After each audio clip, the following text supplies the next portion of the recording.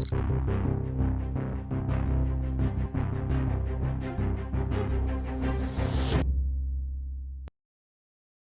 everyone, this is Max from Media Search Program. I have my social links down below.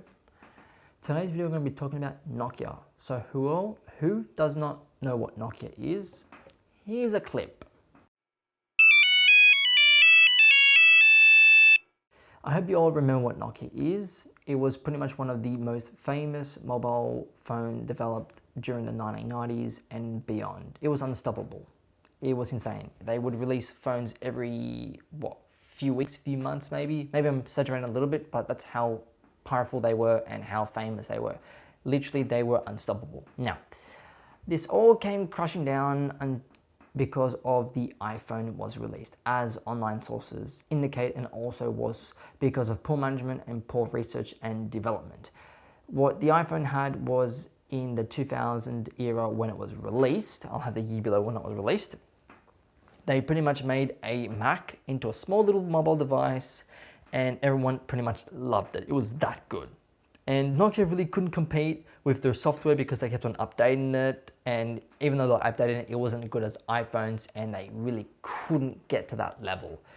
Now, what happened, unfortunately, was that Nokia wasn't doing too well, Apple was picking up, and so were some other iPhone mobile company manufacturers, so they decided to say, you know what, we'll let Microsoft buy us out. So Nokia sold the brand to Microsoft, which you'll have the Microsoft Lumia phones, as you all know about it. I have one on the screen here. And Microsoft bought them out because they also wanted to enter the mobile phone business for about $6 to $7 billion. That's how much they literally purchased Nokia brand for. And Nokia agreed to it. They're like, you know what, if you want to get into it, we're having a hard time kind of competing. Why not? We'll just sell it to you. So that's what they did. Now, in 2013, however, Nokia agreed with Microsoft to not make any releases for 30 months. What does that mean? That meant that pretty much if they wanted to go with a new company, because they sort of signed like a contract, it pretty much stated that you cannot make a phone with a Nokia brand for 30 months. So that was kaput for them, which pretty much meant that sales dropped so fast and Nokia was sinking to the floor very, very fast. Well, sinking to the ocean floor very fast.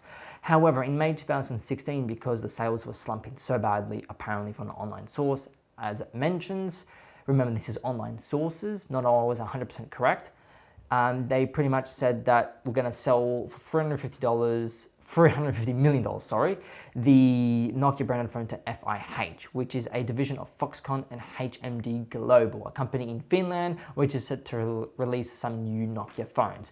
And I'll get to that.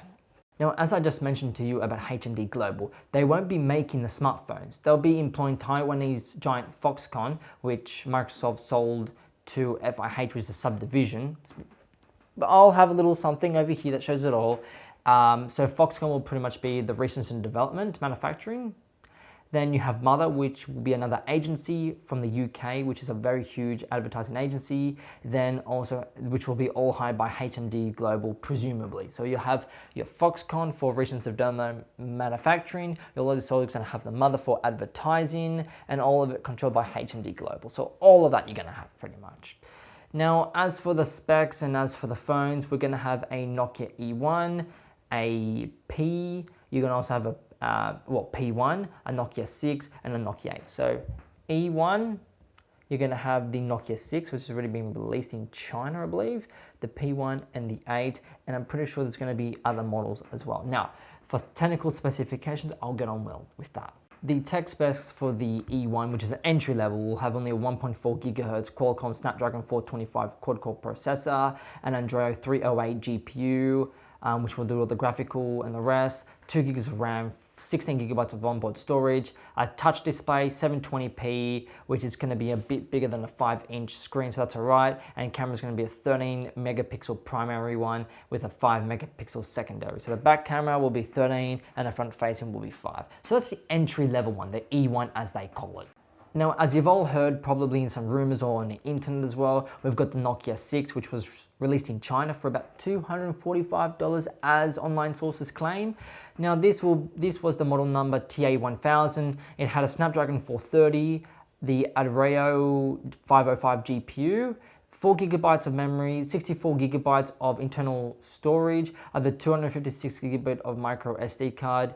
Display is an IPS LCD around about 5.5 inches with 1080p and 403 pixels per inch. So that's pretty good.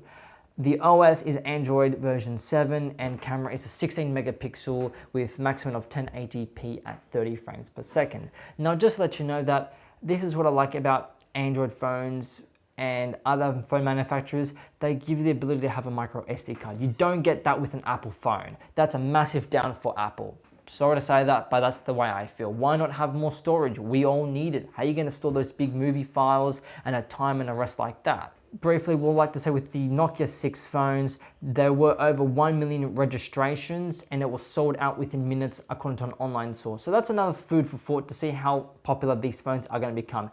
Now, as for the higher end models, which I'll get to you right now. Now, as for the Nokia P1 speculations and whatnot, it's going to be the higher end. Remember how I said the entry level E1, then the Nokia 6, which is about mid-tier, then the P1 and then the 8. We're now getting really into the high end territory. So there will be more information be released in MWC 2017, which I'll have the links below for that. It'll be in Barcelona, Spain, so thanks to the Spanish for this one. It'll be running from 27th of February 2017 to 2nd of March, so that'll be interesting. But the P1 and the 8 sort of have a few similarities, so you're going to be seeing possibly the new Snapdragon 835 SoC with 6 gigs of RAM, which is at the moment 2 gigs more than the actual Samsung S8, so go Nokia for that, and up to 256 gigabytes of internal storage. So you got internal storage plus a SD card you can put in. You're probably rocking half a terabyte of storage on a phone. How good's that? Now, display will be 1080p or 1440p with around about a screen size of around about 5.3 inch, using a kind of a new using like a new display technology, which is called IGZO. What does that mean? It allows for better performance, smaller transistors, allows for greater pixelations per inch, meaning more graphics, more detail, and less power consumption. However, it does cost more to produce. Got to keep that in mind. Some technologies that really use IGZO display is, for instance, the iPad Mini 2 and the Dell XPS 13-inch laptops, presumably, as I found on the internet. Camera will pretty much be a 23 megapixel front-facing camera, as in rear-facing camera with Carl Zeiss lenses. And as for the front, we don't know as yet. So this is sort of so these speculations are going to be similar to the 8 and the P1s around about there. More information, of course, will have to be obtained later on due to this is just early information. Any questions, any comments you have or whatnot, please down below, give me your thoughts, everything. I'm sorry if the information may not be 100% accurate. It's just a lot of speculations. And as for my thoughts, if other companies don't get their act together, I can see that Nokia is going to take off and they're going to destroy everyone. Maybe I'm wrong, maybe I'm right, but I see Nokia being a very strong contender.